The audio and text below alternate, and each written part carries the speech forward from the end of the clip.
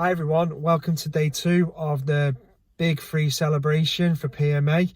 3 years as an independent driving school, and today I'm going to give you my top 3 tips for driving on the roads. Tip number 1 is using your mirrors. Quite an obvious one, something that driving instructors and examiners go on about a lot. But basically, we have 3 mirrors on the car for a reason. It's to give us a good view of what's behind and to the side of us before we make any actions. It's not just about what's going on ahead. It saved me on many occasions checking my left mirror or my right mirror before making any action and seeing what's behind me, especially looking out for motorbikes and cyclists that might filter through gaps in traffic. So tip number 1 is use those mirrors and use them well before any actions. Tip number 2 is always make sure you've got enough fuel for your journey, including a little bit extra.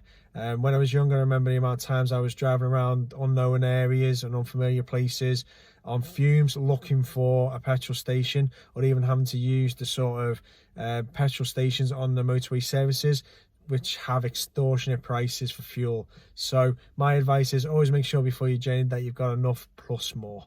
And then tip number 3, last one of the day, is always make sure you got a decent pair of sunglasses in the car. Reason for this is it's not just for the summertime to keep the sun off your eyes, it's also in the winter time. They'll come in really handy, especially with the low light levels where it could be causing a glare into your eyes, which might make you miss something. A person stepping out for in between cars or smaller vehicles like motorbikes and cyclists coming out of side roads. So always have a good pair of sunglasses in the car. It's a good excuse to buy a decent pair because you need them for driving. So there's my top 3 tips for today. Look out for tomorrow's top 3, and I'll see you all then.